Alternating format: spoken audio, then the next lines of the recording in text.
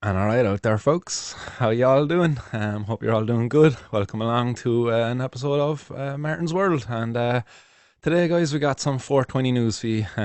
Apologies for bailing on Monday. Had some personal things to attend to there.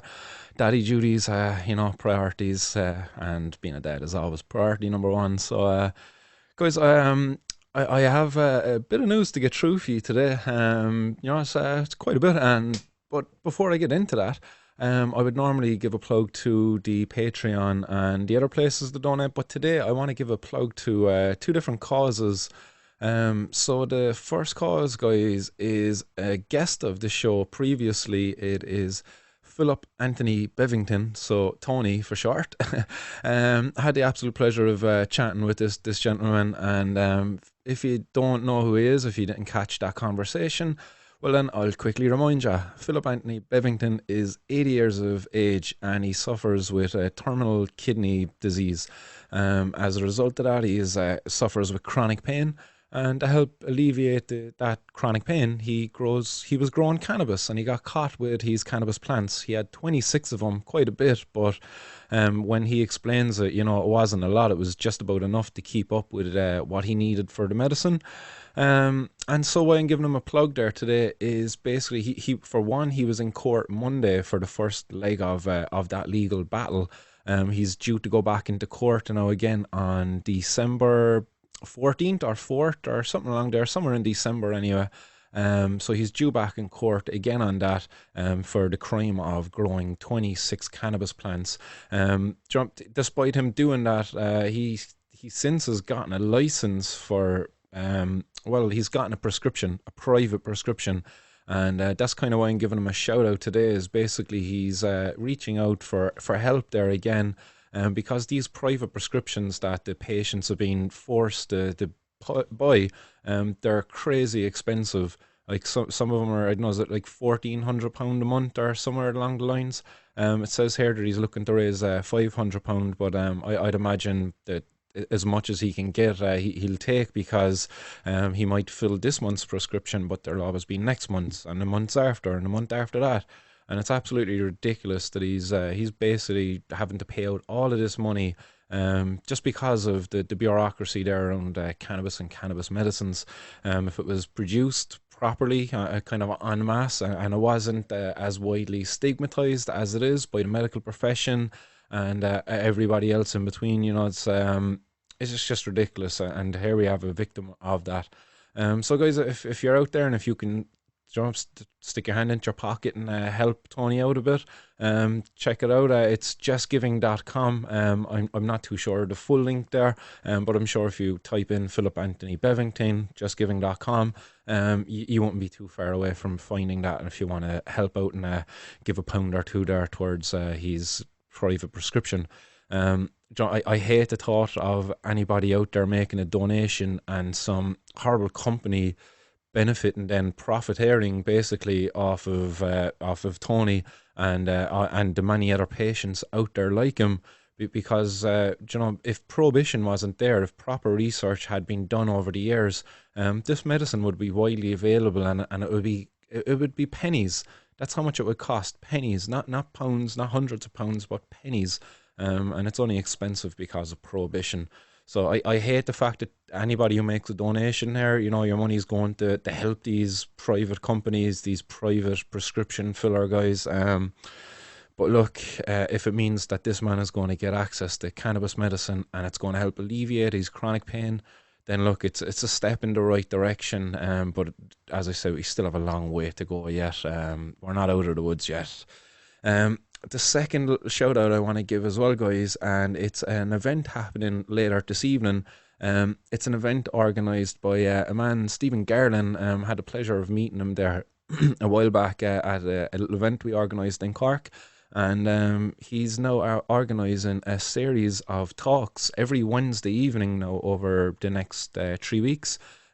He started last week with Tom Curran, the Right to Die campaigner, and also a medical cannabis grower there for his wife when she was about. But then this week we have Miriam Haskin and Alicia Maher, both medical cannabis patients. I believe both are using it for chronic pain as well. So that's this evening at 7:30. So if you go over to stopmyppms at .com, and you'll see it up there under the UCD talks, and you'll be able to book your place, and you get sent the link there so you can drop in and watch that talk. I think it's happening on Zoom or one of those apps anyway. So do check that out. There's some other speakers there. He saves the best for last, and that'll be myself. So yeah, check those series of talks out anyway. So I look forward to that one there this evening myself. So, and that's it, guys. Let's drive on with today's 420 news. So, we're going to start off in the UK, and sadly, I don't think we get too far outside of the UK. Actually, we hop on back home to Ireland then after the one or two little stories I'm going to bring you there from the UK. So, the first story is it's something actually that I've been kind of conversing over there recently. Is the people bulk buying now because of the whole coronavirus and getting caught with it. Well, the first story in today's 420 news is pretty much that. It's a man who got caught with he got caught with 4 bags of cannabis, and he said that he'd been buying in bulk to save cash. And a lot of people out there do it for that reason, to save cash, and also the other reason that he could have also said is, he was stocking up because of the coronavirus, because he wanted to do his part to reduce his movements so that he wasn't traveling about the place. Many reasons why you could be buying in bulk. But it was the third time that this person had been in question had been caught. A young man, Cullen Baird, aged 20, he had already picked up 2 police cautions for possession of the Class B drug. So he's been caught twice before for having a bit of cannabis. Like, come on, like, unfortunate. I've been there. I've got caught loads of times, and through no fault of my own. I was just unlucky. Like, I just have a head in my shoulders, I suppose, that just draws attention from the cops. I don't know what it was that led to me being stopped and searched so bloody much. But this guy now is going down the same pathway. He's 20. I was 17 when I first got stopped and searched. By the time I was 20, I probably would have been stopped and searched well over 30 times, I would imagine, and probably being caught 4 or 5 times, I'd say, by the age of 20. And I still hadn't got a conviction yet either at that time. So, yeah. So in the article it says here that Baird of Greendale Road, Glenparra, appeared at the court to admit a single charge of possession of cannabis. The court heard the 20-year-old was caught after a police community support officer saw what he incorrectly believed to be a weapon on the driver's seat of the car. So unfortunate for this guy. Like, the cop thought he had a weapon, but it was probably an umbrella or something. God only knows what he thought was a weapon up on the front seat of the car. Baird drove away a short time later, but the officer had managed to alert colleagues who intercepted and stopped the car nearby. So the cop actually hadn't even stopped him. He he was driving past them, and the cop kind of eyeballed into the car. What was he even doing, eyeballing into the car? I don't know, that's kind of weird, like, really. The cop thought he seen a weapon, and he messaged his buddies to go after the poor young fella. And it was probably an umbrella, maybe even his mobile phone. Like, what keen eye officer, like, he thinks he sees a weapon. Poor young fella gets caught with a little bit of a weed. Ugh. The prosecutor, Kwok Wan, told the court that the officers stopped the car in Putchins Bridge Road on Monday, May 25th, so just earlier this year, and they found 4 small wraps of or bags of cannabis. Like, obviously they're trying to imply that this guy was dealing because he got caught with 4 of them and they were wrapped individually. But he could have been just buying off a dealer who had them wrapped up like that, and he rang and he said, "Oh, you got an ounce?" And he's like, "I don't have an ounce, but I have 4 quarters there, sure, I'll give him there for the price of an ounce, you save a few pound." So he just got handed the 4 wraps like that. It's a very valid reason, and it's a hard one to argue in court, obviously, because they're just so keen on demonizing who you are, just downplaying your character to really make you seem like as bad as you can be, so that it justifies them criminalizing you. So a few more were found in a man bag in the boot, and Mr. Baird was arrested on suspicion of possessing cannabis. He confirmed he smoked cannabis regularly. Because of the amount of cannabis found in him, police initially suspected he might have been intended to sell some of it. However, Mr. Wan said he denied possession with intent to supply and said he'd purchased in bulk to keep the cost down. He said he'd bought all four for £120 and it would last him 2 or 3 weeks. Normally, this would have resulted in a caution. However, because he has cautions from 2017 to 2018, it was felt it was not in the public interest to offer a third caution. His solicitor, Harvey Gaher, told the court he accepted from the outset that cannabis was his and he had purchased it in bulk. He was quite open with the police and told them that he was having difficulty sleeping and would smoke cannabis to relax. Now he was working in construction. He says he is so tired after work that he does not need cannabis in the same way. So there is some light at the end of the tunnel for him as he has reduced his intake, but he hasn't completely given up now, has he? He was given a 12-month conditional discharge and ordered to pay a prosecution cost of £85 and a victim surcharge of £22. Again, this victim bloody surcharge, like, for fuck's sake. He's a victim of his own crime. Like, is he going to get the £22 back afterwards? He hands it over in one hand and they give it back to him in the other hand, you know? Like, it's so stupid. Like, and when I was looking at that, then I actually came across another little story, something similar. Another guy who got caught there in April. And this guy was caught with a nice fine bag of cannabis here, as you can probably see in the picture if you're watching this. But he, as I said, he used that excuse that it was the lockdown, you know. So CCTV had picked up this guy, and the COVID-19 team are deployed. So the COVID-19 police team are being used to go out and intercept people going out buying cannabis. I thought they were supposed to be out looking for the virus. No, they're catching people with cannabis. He is stopped and his bag is searched where a large amount of cannabis is discovered in a plastic sack. He tells the officers, "I'm buying in bulk because you can't get it out because of the lockdown," and it's a very valid excuse. It is an excuse that the officer would have heard many times before, so he's arrested on suspicion with intent to supply. It's an excuse they heard many times before. In fairness, how long is this coronavirus thing around? It's only around since February, March. How many people are using this excuse? And if a lot of people are using this excuse, it's probably because they're telling the fucking truth, you pig. Oh, good lord, man. Sorry, guys. I'm oh, this just wrecks my head. Like, these silly fucking officers, like. Drugs are still a problem for police despite the lockdown, but those addicted to harder substances such as crack cocaine and heroin don't have the crime to commit to feed the habit. Inspector James Walker leads a team of police constables, special community support officers and community protection officers as part of the new COVID-19 police task force. And here they are wasting their time, man. A poor fella with a bag of weed. In fairness, lads. COVID-19 task force catches man. Yeah, that was about the picture.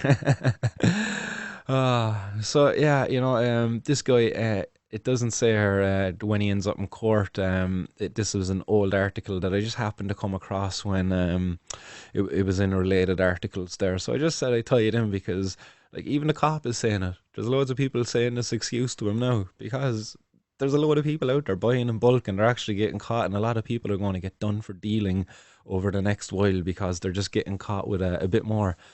Or maybe actually what might happen is the threshold for personal possession might get pushed a bit. Maybe people are successful in arguing this in court, that, you know, their cannabis, what they possess, that 2 ounces, 3 ounces, maybe 4, maybe 5 even. Like, you know, I was stocking up for the next 2 months there, Gard. We're on a 6-week lockdown. Yeah, I'm stocking up for 6 weeks there, kid. 3 ounces, 4 ounces, like an ounce a week. In fairness, like, there's very valid reasons to it anyway. So yeah, onwards we go, guys. Onwards we go. Other news, and I hope I don't get really annoyed with this one, but cannabis smoking parents will be reported to social services, police warn. And this is coming again from the UK, so I imagine that it's probably not too different here in Ireland, except they're just not as vocal about it, maybe, or not very active there in that, like. But I'd imagine they still hold quite similar beliefs there. That if you're a cannabis smoking parent, you must then by default just be a bad parent because how can you use drugs and be a good parent? It's fine if you have a glass of wine, guys. It's fine if you drink or coffee. It's fine if you smoke cigarettes, because our society doesn't view these things as drugs because they're legal. It seems like the definition of drug also includes somewhere in there legal. If something is legal, it's not a drug. Um, so anyway, um, and yeah, cannabis smoking parents will be reported to social services. Police have warned Gloucester residents. Officers sent out a cautionary letter to people living in the south of the city following a rise in reports of people smoking the illegal substance in the street. Extra police have also been patrolling a street in Quidley today. Yeah, so they're sending out extra police there now for the cannabis consumers, because guys, we're out there, we're spreading the virus, don't you know, blowing that smoke around the place. But little do these guys know, actually, there's more evidence to suggest that people who smoke cannabis are doing they're actually be more proactive in combating the virus, because there's evidence to support that cannabis can help alleviate or reduce the risk of you contracting the virus, especially if you're consuming a strain high in CBD. So just check that one out, guys. But they won't tell you this. No, they'll just tell you you're a bad parent and demonize you and judge you. Drivers were also warned they could be stopped and tested for the drugs, and landlords will be informed if their tenants are caught using the drugs inside renting properties. Who's paying for all of this? Like, who's paying for the time being spent sending out all of these warnings? Absolutely ridiculous. Like, is there not people homeless on the street? Is there not lots of other issues out there we could be dealing with in our society? Like helping people addicted to drugs, rather than stigmatizing and judging and punishing. Like, could we not just offer a helping hand for once, and be a bit compassionate and a bit less judgmental? No. Ah, yeah, the letter is sent out by Gloucester South Policing Team. It says, "We are sending you this letter in response to reports that we have received in relation to cannabis use in your street. We would like to assure you that we will investigate any reports that we receive in relation to drug activity. We will work in partnership with other organisations and agencies in tackling this problem. This may involve contacting your landlord or housing provider if you are renting a property, to make them aware that drugs are being used in their property." So they're actually they're admitting here they're willing to make a person homeless just because they're smoking a spliff. Fucking ridiculous. If you drive a vehicle, consider that you may be stopped and drug tested if there is intelligence to suggest that you are driving while under the influence of drugs. If you are a parent with children and use cannabis or any other illegal substance, we will ensure that a referral is completed to social services to make them aware that you are using illegal substances while looking after a minor or minors. The team also advised anyone with a drug issue to contact their GP. Oh, there's their compassion. Guys, get on your GP before we catch you. But if we catch you before you get on your GP, you're in trouble, lads. It's the handcuffs. It's the handcuffs, and it's the social services, and we're going to put your kids into care, because it's more important that we push this prohibition of drugs rather than actually care for the welfare of a child. Like, you don't consider the damage you're doing to the mental health of a child when you take a parent away for the sole reason being they use cannabis. That is no way a valid reason to take a child away from a parent. So many parents out there, like, they consume wine, they smoke cigarettes, they drink coffee, and they might abuse sugar. Does that make them a bad parent? No, it does not. Like, really, would you take their kids off them for that? No, it's absolutely ridiculous. I was doing a bit of video searching there yesterday. I've a small show I'm going to put together soon, but one of the videos I came across actually was from a pub in Ireland, where the pub owner was trying to set up a creche in the pub, and it was ridiculous. It's so hilarious. Like, and we look at this shit here, like, where like, if you use cannabis, we're coming for you and we're going to take your kids off you. Like, they're just short of saying that, like. Absolutely ridiculous. Like, honestly, like, I'm trying to, like, just take humor from it. I'm trying to, like, laugh at this, but honestly, inside, guys, I'm raging, like, that this is the reality that's going on. that there's people out there who are really being bullied. There's no other word for this. This is bullying. If you use cannabis and it doesn't interfere with your life negatively, and next all of a sudden there's somebody coming and taking your kids off you, now that is gonna fuck up your life majorly, yours and your kids. You know, like, and cannabis all along, you could be using it for 10 years, and you could have raised that kid for 10 years and never once a single issue until a cop, he what?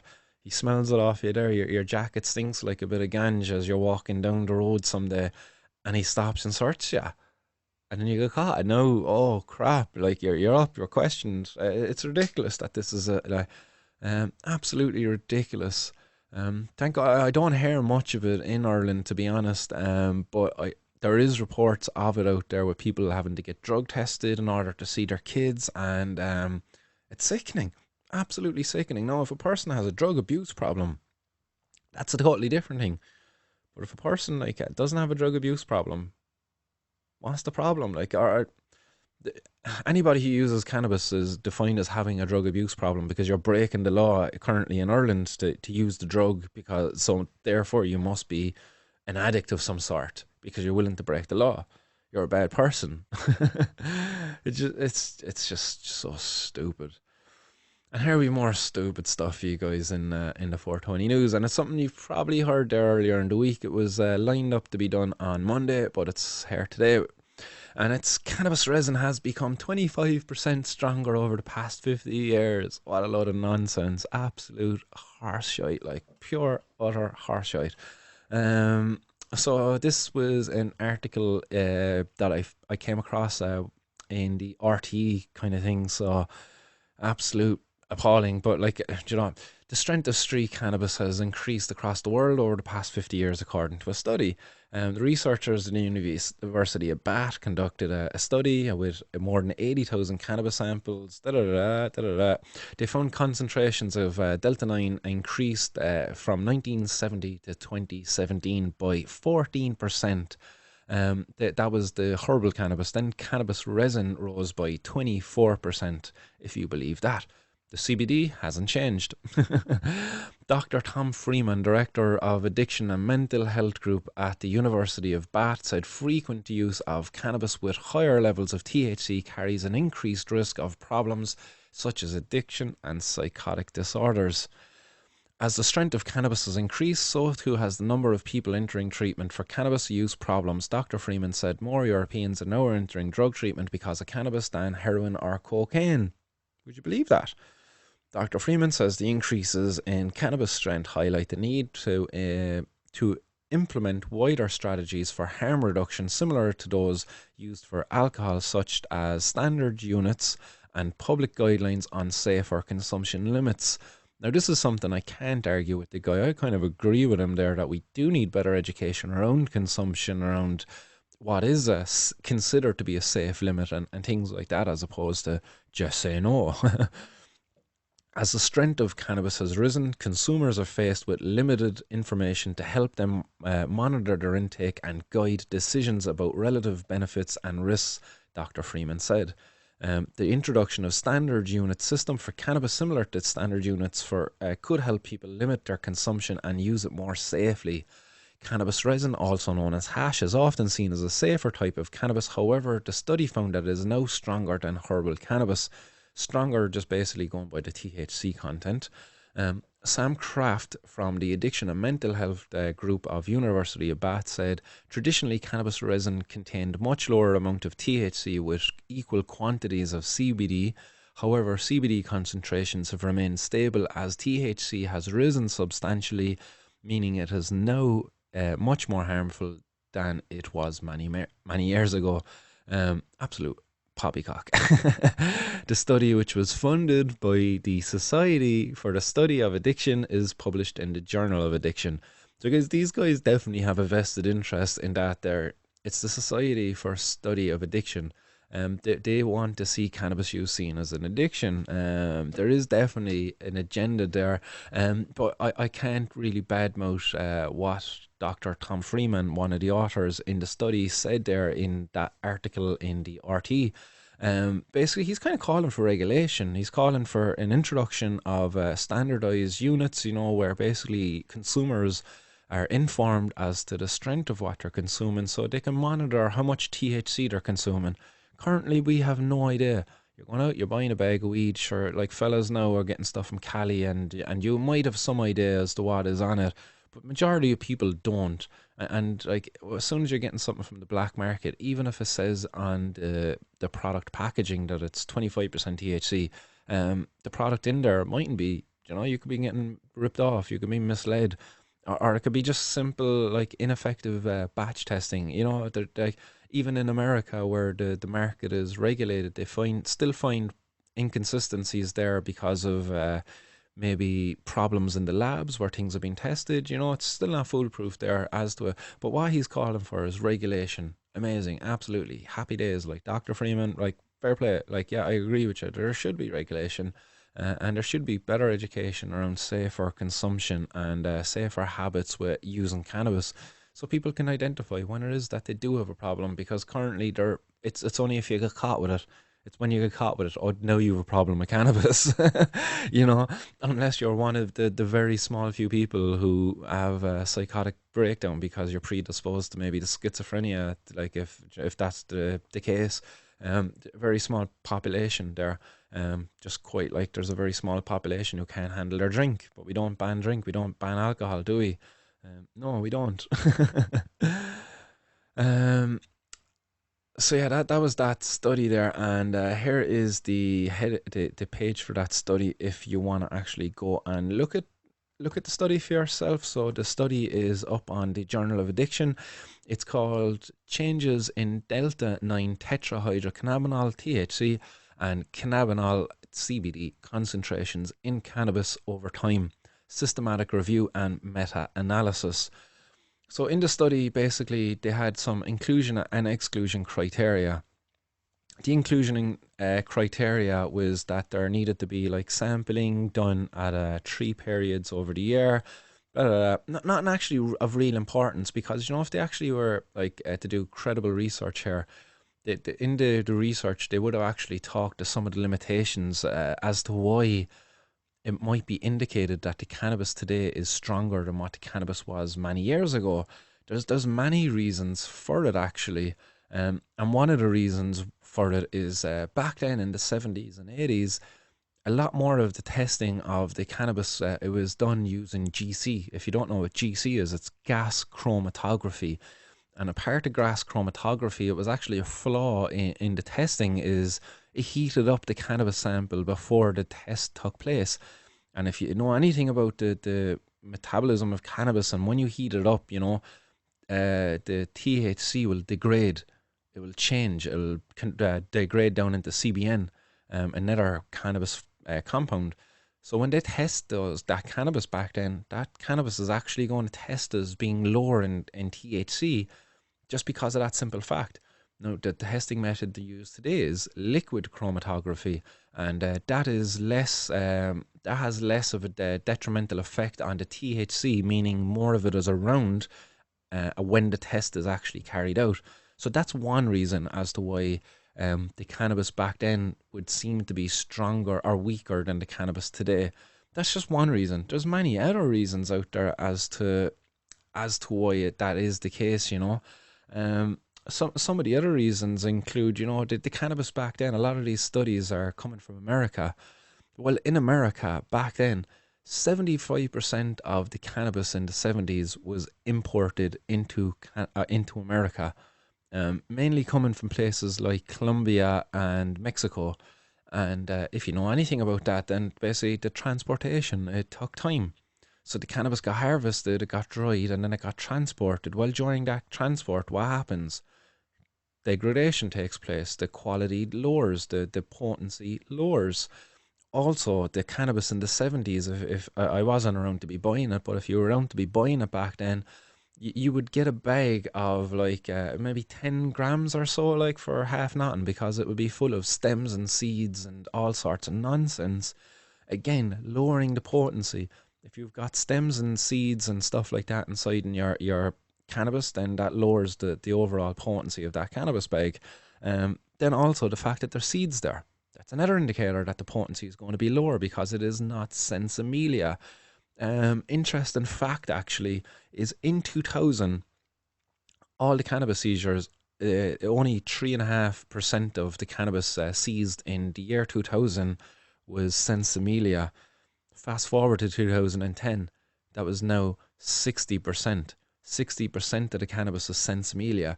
Now, guys, if you don't know anything about cannabis and cannabis growing, if you manage to grow a cannabis plant and you don't introduce a male to the equation, then you're not going to get any seeds in your plant, which basically a stressor to the plant, which puts it into a kind of an overdrive mode where it tends to produce more cannabinoids, more terpenes, and you just get a much better finish of the plant. This has become much more wider knowledge now, and hence sensimilia is much more wider available. So yes, like cannabis, like it isn't a secret. Cannabis has gotten stronger, but like in a sense that the cannabis that they're testing has gotten stronger. So if you were around in the 70s and you got one of these seeds and you managed to grow it at home and you grew it quite well and you grew it in the way of sensimilia, you didn't get it seeded, you would end up with some quite like potent dank. It mightn't like be one of these high THC strains that you have today, but it quite well could have been if you were lucky enough to get the right seed from the right bag. Um, but it was there. It was just that it wasn't as widely available. It wasn't until the 80s and 90s, really, with the wider introduction of hydroponics, and when growing at home became more of a kind of an easier thing to do in your cupboards and your attics and what have you. That kind of homegrown really started taking off. As I say, Sensimilia, 3.5% in 2000, 60% in 2010. Most of the cannabis tested in all of these studies was cannabis that was seized illegally. So again, that's a big issue with these studies, that the cannabis isn't really coming from a regulated source. Two of the studies that they included in the overall review were from Holland. And guys, if you know Holland, all right, cannabis isn't illegal. Or no, sorry, cannabis is not legal in Holland. So if you're getting cannabis in Holland, if you're a coffee shop cannot buy cannabis. He can sell you cannabis, and that's tolerated. That's not legal. It's tolerated, as in they don't enforce a law around it, but it still isn't legal. And those coffee shops can't buy it. Well, they included two studies from Holland where they'd done random testing, went in, they bought high strength, middle shelf, no, top shelf, middle shelf, and lower shelf products. They also bought hash samples. And actually, in those studies, you know what they found, guys? They found actually that, and this is the title of it here, potency trends of delta 9 tetrahydrocannabinol and cannabidiol and cannabinol in cannabis in the Netherlands 2005 to 2015. They actually found that there was a decrease in the potency overall in the cannabis in Holland. They found that there was no change in the potency of the imported cannabis and hash, but the cannabis that was being grown indigenously, like they call it Nederwheat, which is basically Dutch cannabis. They found that that did increase over time, but that was basically in reflection of just better growing, better kind of knowledge there, better genetics coming into play. Again, it's all like it makes sense really when you look into it, but it's not the way in which these guys are saying. It's like the weed today, it's not the weed it was in the past, but it's very misleading when they're saying that. There's other reasons there as well. Yeah, I touched off them all actually. The gas chromatography there being one of them as well. Yeah, so there's loads of reasons there as to the why cannabises seem to be stronger than today. But look, boys, as I said, if you're around in the 70s, if you had a seed, if you had the equipment, if you had the know-how, you could grow just as dank a cannabis as you'll get today. So don't buy into this crap at all. Like it's just a load of nonsense. It's more of the cannabis you're smoking today, or the cannabis the kids are smoking today is not the kid. You know what I mean? It's to mislead your parents, really, like, or to mislead the older generation who might have tried cannabis at one point in time and thought that it was okay. It wasn't that bad. I didn't enjoy it, but it wasn't that bad. And now these people are hearing, well, that cannabis that you tried, well, that's 100 times stronger. It's 1,000 times stronger. You know. And on that point, actually, I'm going to bring up another guy here, Dana Larsan, okay? And Dana Larsan is a very good activist in Canada. And he had a good thread going back a while ago on Twitter. And I'm just going to share that thread there with you because he examines this kind of whole myth around the cannabis getting stronger and he does the math on it. And so he starts it off here. He says that the thread on the myth of cannabis potency. So the US Surgeon General says cannabis is 3 times stronger now than it was in the 90s. This ain't your mother's marijuana. Not enough people know that today's marijuana is far more potent than in days past. And that's coming from the US Surgeon General, Dr. Jerome Adams. You know, you think that's a nice credible source, wouldn't you? Well, the second part sounds like the weed they smoked back in the 90s must have been pretty weak. Let's see what they were saying about marijuana potency at the time. So in 1995, the US drug Caesar Lee Brown told the media that marijuana is 40 times more potent today than 10, 15 and 20 years ago. 40 times, guys. So it was 40 times more and it was 10 times more. And here we go again. So here's what Joe Biden, the now incoming president of the US, had to say. He was the then Senate Judiciary Committee chair, and he said this in 1996. He says, it's like comparing a buckshot in a shotgun shell to a laser-guided missile. So the cannabis your parents was smoking, guys, was a buckshot in a shotgun. You know, not that bad. But the cannabis today, guys, it's a laser-guided missile. This is the incoming president, like, and he hasn't gotten any smarter, really. Now, in fairness, he's getting guided there by a fine young Vice President Kamala Harris. So hopefully she kind of guides him correctly on this. It seems like they're doing something there to decriminalize it when they get into power. So hopefully, but like, man, like that's only how many years ago? 24 years ago? Well, how much has changed? I know, so part forward of the thread. So the 1980s cannabis must have been pretty weak then. Let's see. And this is what was being said in 1986. The potency of marijuana has increased sevenfold in the past 11 years. Smoking one marijuana cigarette now is the equivalent to smoking 7 cigarettes 9 or 10 years ago. And that's coming from the National Institute of Drug Abuse, okay? The National Institute of Drug Abuse, it's quite a credentious organisation, you know, the National Institute of Drug Abuse. And we go on. And number 5, so if the cannabis now is 3 times stronger than then, and the stuff in the 90s, which was 40 times stronger than the stuff in the 80s, which was 7 times stronger than the stuff in the 1975, then we can only assume that the weed in the 70s was pretty weak then, wouldn't ya? Let's see what he says. In 1975, they said weed was 20 times stronger than the weed in the 60s. The grass kids are buying in the schoolyard parking lot for $10 a lid is not what it used to be. The potency of Jamaican Colombian variety is 15 to 20 times stronger than ours in the 1960s.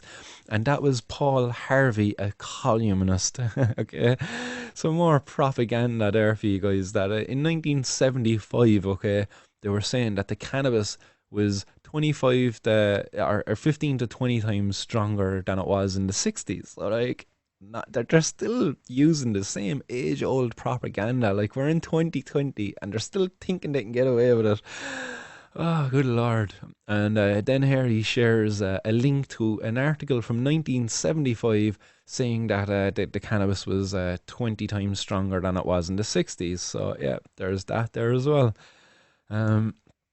Part 8 of this thread, if we take all of these at face value, then compared to the cannabis of the 1960s, our modern weed is about 3 by 40 by 70 by 15 times stronger, which makes one modern joint equivalent to 12,600 joints of the 1960s variety.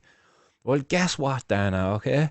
You can now add another 25% onto that there, because they're saying it's gotten even stronger now.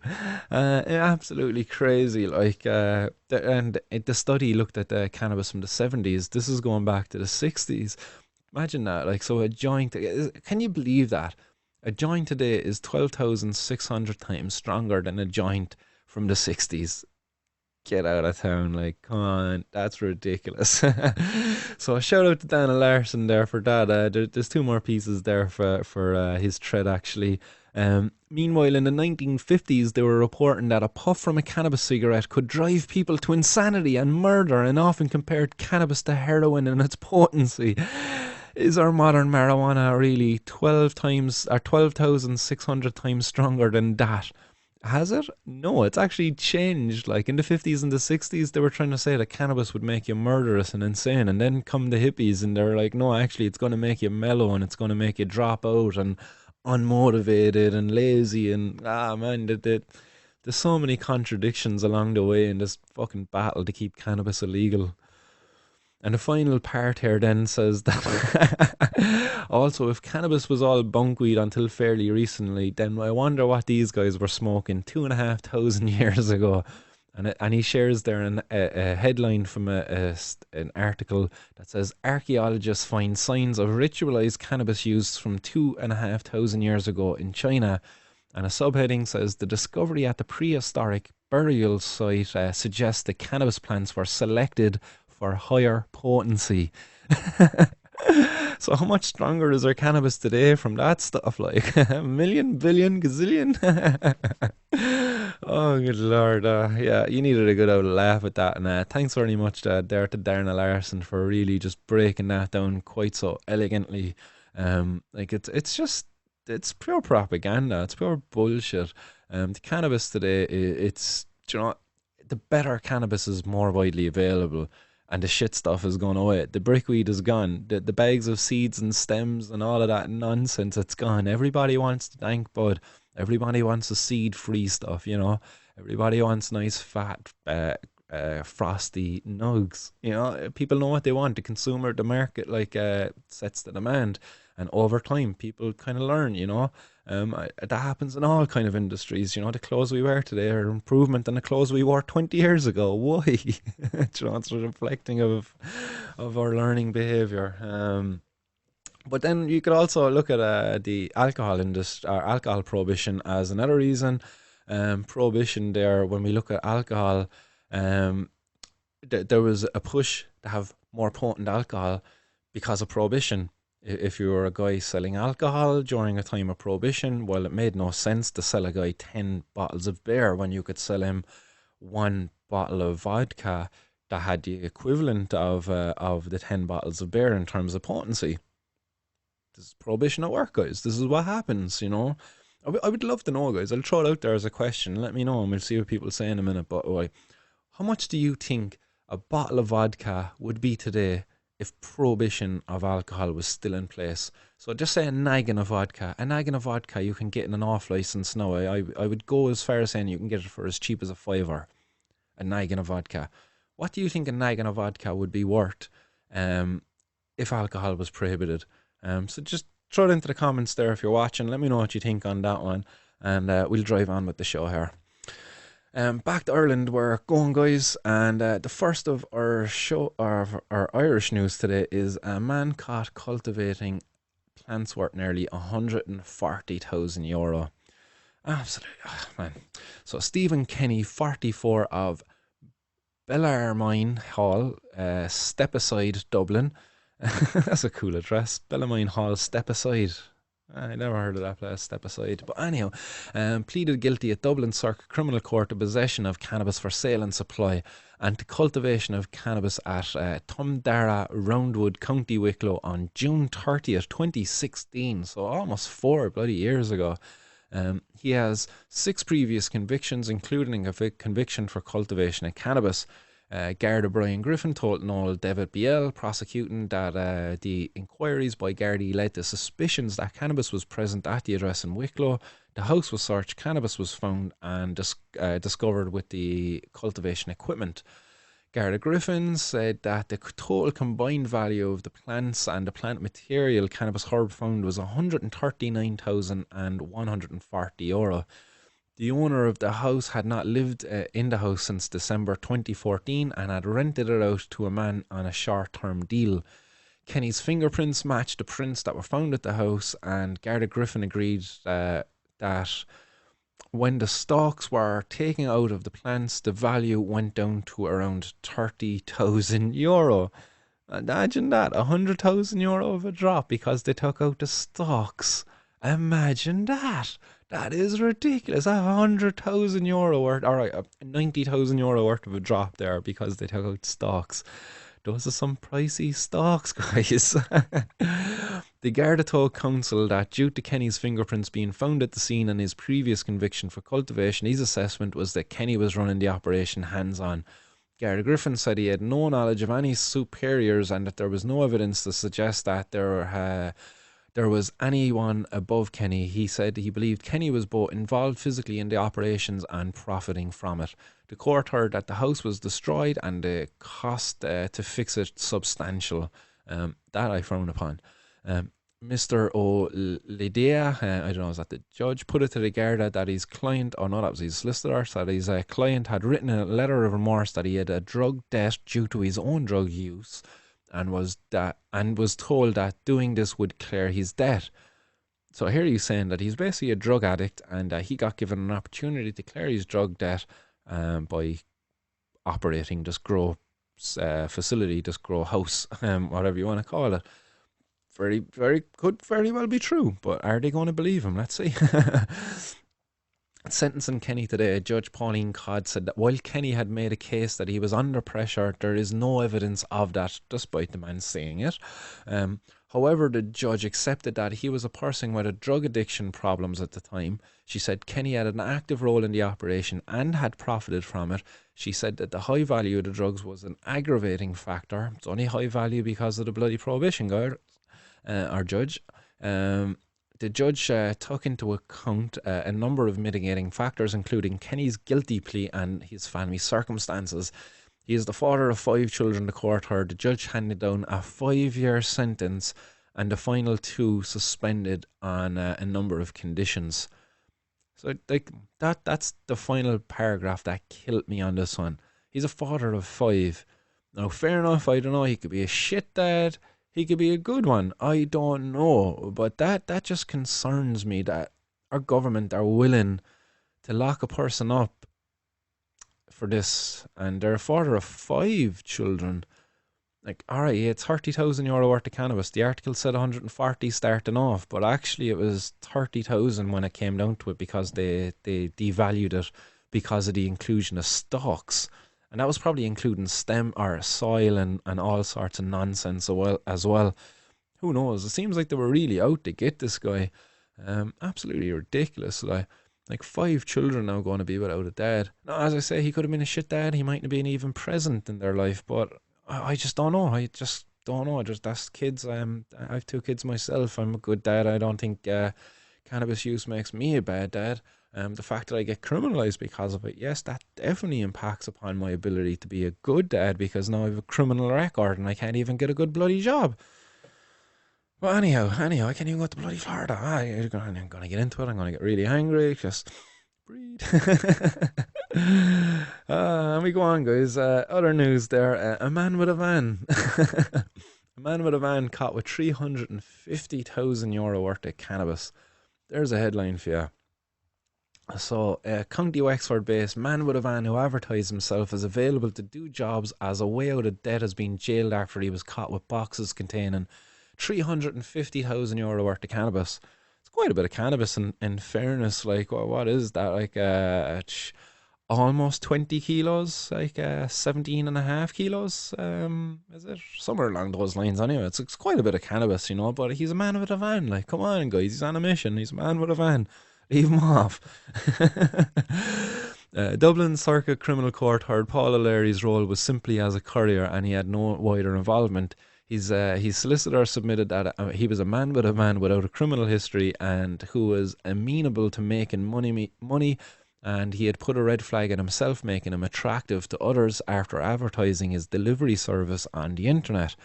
O'Leary, 51, of Follyhouse Lane, New Ross, County Wexford, pleaded guilty to possession of the drug for sale and supply on 24th of April 2017. So the last case was 4 years old. This case is 3 years old. What in the name of Lord? It's absolutely ridiculous. Today, Judge Milan Greedy sentenced O'Leary to 5 years again, with the final 2 suspended on strict condition that he engage with the probation service for 12 months upon his release from prison. Guys, a year in prison costs the state about 100,000 per prisoner. Are we happy that we're using that 100,000 per year for these cannabis growers? In fairness, surely we should set up a state-sponsored cannabis farm and just punish these guys by making them go in and grow cannabis for the sick people who need it and give it to the sick people then for free. Jeez, imagine that for community service. That would be amazing, wouldn't it? No? Absolutely ridiculous. Like, we're willing to waste so much time and resources on this crap every bloody year. Judge Greeley had adjourned the case, having first heard evidence in July, saying that O'Leary was offered a modest amount of money to get involved in the enterprise. He accepted that he had a good work history and he struggled with a gambling addiction and his mental health also. She also acknowledged that O'Leary is a devoted father to his 3 children and that a favourable probation report placed him at the low risk of reoffending. Like, despite all that, she still gave him bloody 3 years in prison. 5 years with 2 suspended. That's 3 years in prison. Absolutely ridiculous. And when he gets released from prison, he has to engage with the probation services for 12 months, thus impeding his ability just to get on with his life again. Judge Greeley said it appeared to be a lapse of judgment on O'Leary's behalf before she sentenced him. Absolutely ridiculous. Like, what a sausage of a judge. Like, you acknowledge it's a lapse of judgment. You acknowledge the guy had a gambling addiction. You acknowledge the guy has mental health problems. You know, you acknowledge the fact that he was a low-level player, that the guy put a target on his back and he got preyed upon by the criminals that the bloody justice system that this judge presides over created in the first place. The judge is more responsible for this man's actions than the criminals who bloody hired him to do them are. Again, calm down. Whew. Detective Garda Jerome Toomey told Owen Lawler BL prosecuting at the previous hearing that Gardaí mounted a surveillance operation on receipt of confidential information that there was going to be a drugs transfer. So basically someone ratted on this guy. So there was a leak within the organisation of the crime gang and somebody let it out that, look, hey, at this spot, at this time, there's going to be a transfer of drugs, be there or be square. And the cops basically acted upon this and your man got intercepted. O'Leary's van was observed parking at a quay. After a second van arrived, he and the other driver transferred 2 cardboard boxes to O'Leary's van. Gardaí arrested both drivers and just over 17 kilos of cannabis was found in O'Leary's van with a street value of 350,104 euro. Where the hell does a €4 coming from? Like, in fairness, lads, like, anyhow, 350,104 euro. That's what they valued it at. You got around it like €4 in fairness, cops. During the interview, he acknowledged the presence of the boxes and gave an account of receiving them to bring to another location. He has 2 minor previous convictions for public order offences. Garda Toomey agreed that Sean Glan, defending that O'Leary's involvement was that of a courier and he had no wider involvement. He agreed that there was no trappings of wealth and that his background was unremarkable and ordinary in all the good senses associated with that. Despite that, he's still getting 3 bloody years, 5 with 2 suspended, and when he gets out, he has to still another year of a sentence of going to the bloody probation service. He said his client had largely been employed throughout his life and he undertook courses when not working. He said O'Leary was a family man. Again, a family man. They're taking a man away from his bloody kids. who had lost his way and wound up with gambling debts. He said as a way out of his financial troubles, he had purchased a van and advertised himself as a man with a van who would do jobs. Like, in fairness, like, he just going to have criminals take advantage of that, and he's getting criminalised because of it. It's just so bad. And all they're trying to do is just send a message out there, not to anybody else who thinks that, because you don't have a criminal past with drugs and stuff, that you're going to get off lightly, and they're trying to send a message that you won't. Maybe they're trying to use this guy as an example, but sadly, like, his kids are going to be victims of this. Um, uh, yeah, Mr. Glenn said, in doing so, O'Leary had put a red flag in himself when he advertised himself. He said that instead of finding a way out, he had deepened his troubles. He said O'Leary was deeply ashamed and remorseful. He was a person who had a history of giving back to his community in terms of sports and coaching. So the guy, like, he's a giver in the community, and we're going to take him out of it now for 3 bloody years. He said his client was a man who was more than capable of rehabilitating himself, and there was little or no risk of him coming back before the court.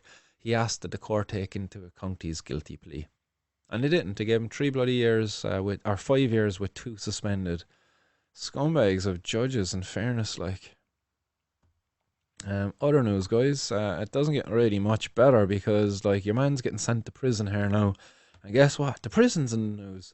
Because if you haven't already heard, if you were living under a rock there yesterday, I think it was, basically there was a raid went on up in Mountjoy prison, a raid of a delivery driver. So there was a delivery service got, basically, I suppose they got snitched again. There was somebody ratted.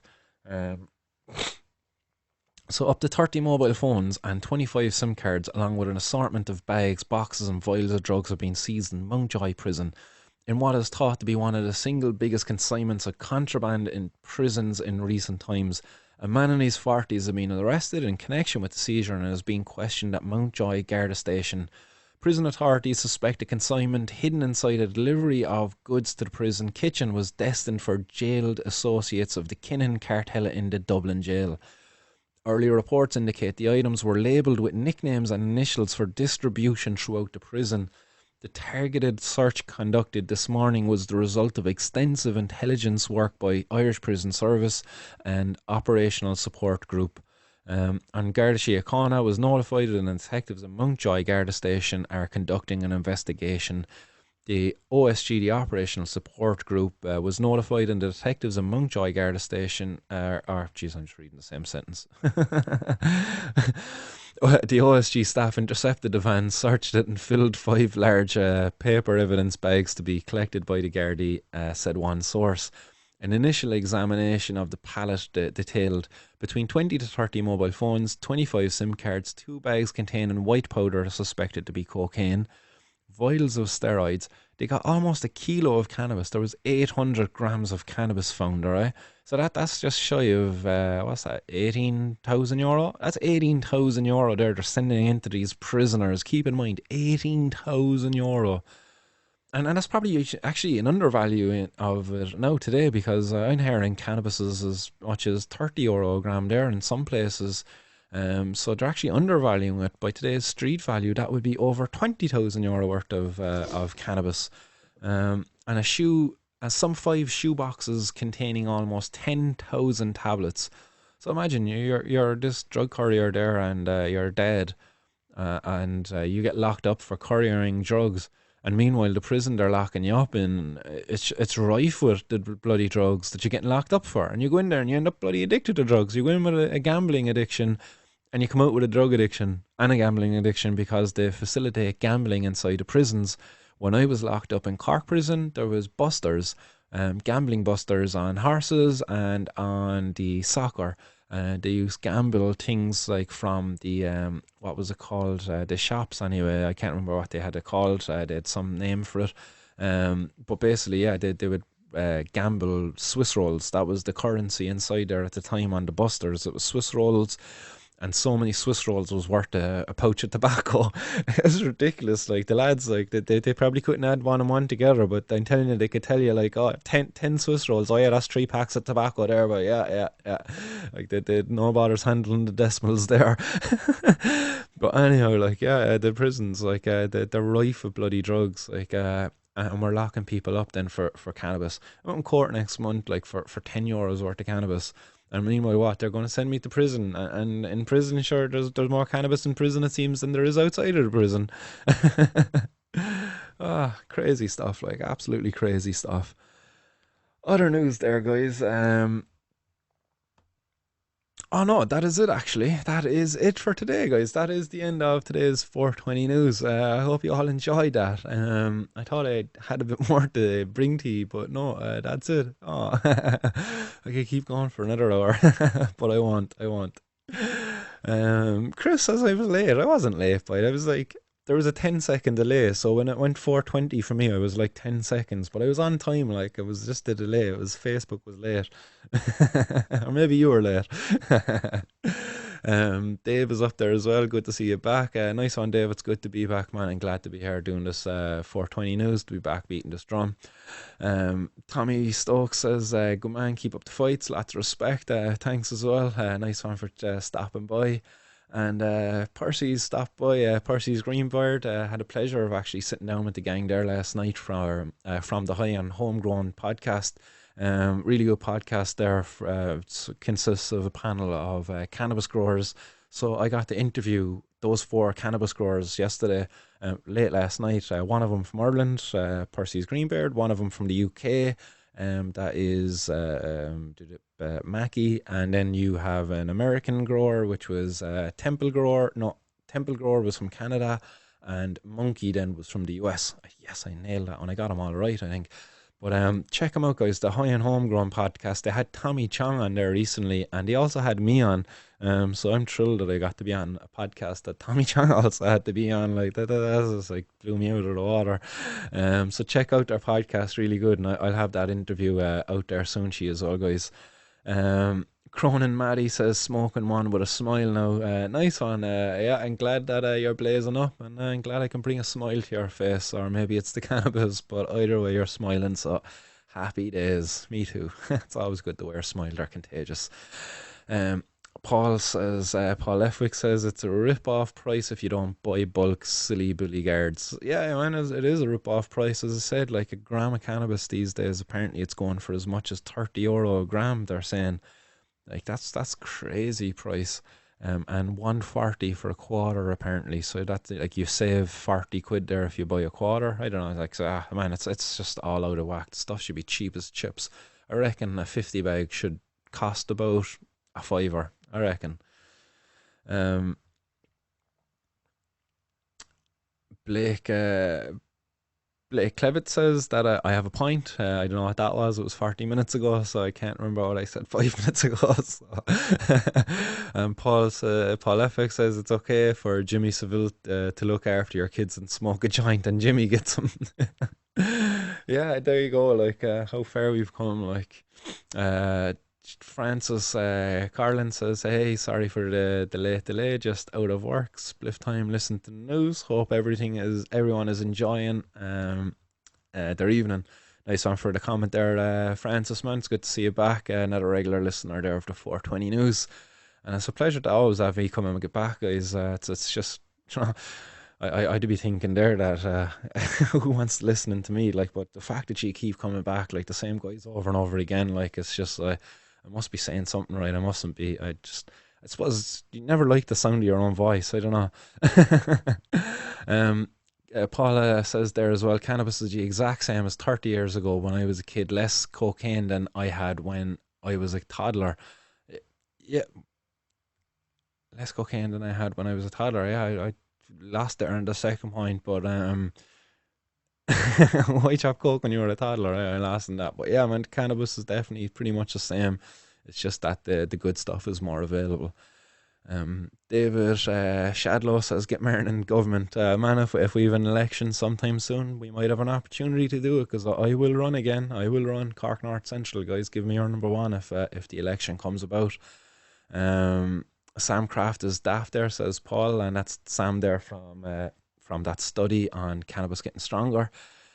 Also, he says, you can't trick me. I know exactly how much THC when I smoke it. When why don't they ask me to tell them how strong? Yeah, that's it, man. Because they're not going to believe you because you're some crazy stoner, and all you crazy stoners, like, you can't be believed, guys, and you can't be left alone with kids either because you're going to murder all the babies. Paul says if the plants were clones, they get weaker, and if not fed correctly, heavy metals and smoke. Some smoke has too much feed before harvest. Yeah, that's right, man. It's important that you get a good grower who cares for his crop. Good way to tell if a farmer eats his own food, that's a good way to know if it's a good food to consume. Same with a grower in cannabis. You know, if a guy is growing cannabis to smoke himself, you could be. It's a good indicator that it's probably going to be some good cannabis. In fairness, um, then Paul also says there the skunk varieties are made with coke colchicine from tulips, which makes double flowers like daffodils. The first strain is poisonous. The year after is safe. Interesting. Yeah. So is that one of these PGRs that you're on about there now, colchicine? I'm just gonna have a quick old Google of that. Colchicine.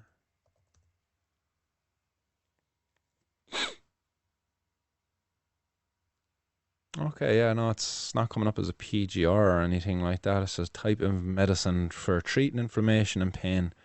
Interesting. All right, yeah, I won't spend too much time on that, but I thought it was a PGR. Um, Paul also said one strain my dad grew was not for mother, so we called it mother's ruin. As in, if your mum smoked it, it messed her up. Yeah, she got too paranoid and thought her heart was beating too fast or something. And Teresa says the propaganda is sickened and rampant today. It is rampant, actually. Like some of those articles that came out there lately from Kumvera and things like that. Absolutely ridiculous, some of the nonsense again that's been spouted. Reefer madness, guys, it's alive and well. In fairness, our cannabis community has to we really need to step it up now, guys, and be represented. We can't let them speak down to us anymore and say that we are what we're not. We're not unmotivated, we're not lazy, we're not, like we're so much more like cannabis. Like, man, we just can't let them speak down on us and deprive us at the way they do, like the way they do it in movies. You know, the stoner in movies is always the typical stupid guy. But that's just an attack on what it is like to be a stoner. There's nothing wrong with it. I'm no shame in saying I'm a proud stoner. I've no shame in saying that I enjoy sitting down, having a bowl of cannabis, and just exploring my thoughts. Some of it can be silly, some of it can be incredibly productive, some of it can be a bit of time wasting. Like, who knows? But it's down to the individual and how they spend their time. It's not the cannabis that makes you waste your time. Cannabis doesn't make you a waster. You make yourself a waster. You choose to stay on the couch and smoke cannabis and play games all day long. You choose not to go to college. You choose not to get a job. Cannabis doesn't choose that for you. It can't. It just can't. It physically cannot. Will it make that choice easier? Oh yes, cannabis makes everything easier. Everything's better with a bag of weed. Like the Family Guys, they didn't make that song up for no reason. Like, everything's better with a bag of weed. Being a lazy, unmotivated, jobless leech on society, of course that's going to be better with a bag of weed. But no, weed doesn't make you that. So Jake here is saying 50 quid, and that's in regards to the bottle of vodka. If alcohol was prohibited, Ken is saying here, I'd say a bottle of vodka, 50 bucks if not more. Teresa is saying 50 or 60.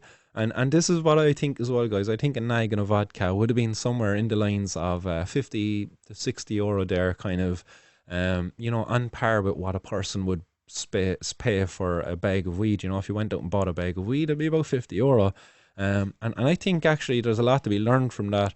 Um, if cannabis was legal, I reckon it would resemble what the price of a naggin of vodka would be, like a 50 bag of cannabis. I reckon it would be in around the 5 to 6, 7 euro mark. You might pay 10 euro for the top shelf stuff, but by and large, 5 to 6, 7 euro for a 50 bag. No, 50 euro versus 5 or 6 euro.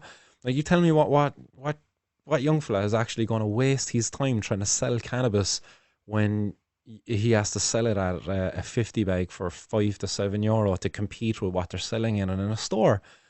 We don't have it with alcohol. You don't see any young fella out there on the street corner with naggins of vodka in his pocket selling them for a €5 or €6 or €7 to match the price of the off license. You don't. But I guarantee you, I could 100% guarantee you, if alcohol was prohibited, you would have young fellas selling alcohol for 50, €60 on the street corners, and we would be speaking about it the way we speak about cannabis now. So yeah, that was just the point I make, and I'm glad you kind of agree with me there. 50, €60 for a naggin of vodka if it was illegal. Ken is saying gelato, €30 a gram. Yeah, there you go. Like the good quality stuff. It was, it was always kind of that anyway. The Cali stuff there, even before the lockdown, the Cali stuff was €100 for a 50 bag. That was over €30. That's almost €30 a gram. Yeah, €30 a gram, as you were saying, Ken. The Cali stuff. So I'd imagine that's gone up even more now. If there's even a market there for it anymore. And Caleb says, on the hour, great stuff. Nice one, Caleb, man. And David Kearney says, I uses it for my health and it costs me a fortune. I'm a criminal for trying to keep my health. And that's what kills me, David, man. You're a criminal for trying to keep your health. For me, like, I'm a criminal because I chose something that I seen to be better for me. It gave me a better quality of life. As I say, when I was 15, 16, I started using cannabis and I just found it made my life a bit better that time. I didn't get in trouble with cannabis until I was 17. So I had like almost 2 years of cannabis just enjoying the benefits of it, the social aspects it brought, and just the feel good factors of it before I ever got in trouble for it. And it was only when I got in trouble for it that my life started getting affected negatively. Cannabis brought calmness, more presence, like more groundedness to my life. It made me think more clearly. It made me less impulsive, and I liked the person I was when I had cannabis more than the person I was when I didn't have cannabis. I found when I didn't have cannabis, this was before I used cannabis. Now this was before cannabis ever came into my life. I was impulsive. I was short tempered. I just didn't think. I just acted all the time. Like, I just didn't use my brain at all for thinking. I didn't care about what I was doing and how it might have affected a person, even myself later on. Whereas I consumed cannabis and now I'm like, should I do that thing? Or it probably wouldn't look good, And I'm thinking now of a time when I was sitting in a room and I was asked to go rob a car. And I was just like, nah, you know what? I'm just going to stay here and smoke another joint with the lads and watch the movie. And that was it. And I didn't go out robbing cars that time. And like, had I not been smoking cannabis, I'm always up for the adventure. I was always up for the adventure. Go rob a car. That would have excited me back then before cannabis. But luckily, I had cannabis at that time when that offer was made to me. And I could have been going down a much different path in life had cannabis not found its way into my grasp. I'm not condoning drugs, minors to be using it, but I'm just sharing my experience. I did get access to it as a minor, so I'm just sharing my experience. uh, um, Paul then says, I grew up in a house full of coke the first few years. So that's what you meant up above about coke as being a toddler. Yeah, fair enough. That makes a lot of sense. Now, the cannabis hasn't changed. Yeah. Ken then says there that you're doing a great job to Martin. That's why we returned. Nice one. Appreciate that, man. Not a lot happening on legalization with this lockdown bullshit, but I enjoyed the show. Thanks, man. Yeah, that was my feeling as well. Kind of going back a couple of months ago, there was a lot happening. It was very hard to make any traction because of the whole lockdown, the restrictions, and I was thinking about like trying to do some sort of a podcast for ages. So, man, the lockdown just kicked the ball into action, So, yeah, I'm glad that it's all worked out, and I'm glad you guys all have a show you all enjoy now, and it's helping getting people through the lockdown. And uniting the community too, because we're all like-minded people. There's a lot of like-minded people coming here, commenting here, YouTube, Instagram. I'm getting a nice following of like-minded people. I hope what I'm saying is getting through to people, and I hope it's just it's just gently blowing on the embers that are within all of us, and slowly, like when the time comes, guys, I hope that those embers just spark and there's a big flame of fire, passion inside in every person out there to get out onto the street and fight for cannabis legalization, to pen letters to your politicians, to your local representatives, to just do everything within your power to undo all of these harms I'm highlighting throughout all of these 420 news.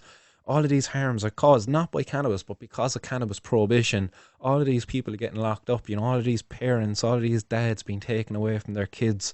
All of these people being defined as having an addiction when all it is, they just get caught with cannabis and they don't really have an addiction, but they got caught with it. So now that they have to say that they have an addiction and that they only, they were selling it because they have an addiction. The excuses are there, like, so, yeah. Ken says, how much is a bottle of pudding in the illegal trade? Actually, an interesting one. I got a bottle of pudding about a year or so ago to do some extracts to make tinctures with, and it cost me less than €20 it was for a 500 milliliter bottle, which would have been two naggins worth. So again, like it's there is a bit more value there, but why there was more value there, that put in, hopefully, that I got that time. I didn't check it actually with a densometer for checking the alcohol content. I would hope it was more than 40%. I would hope it was even more than 60%, because I wanted it for a cannabis extraction to be making a tincture.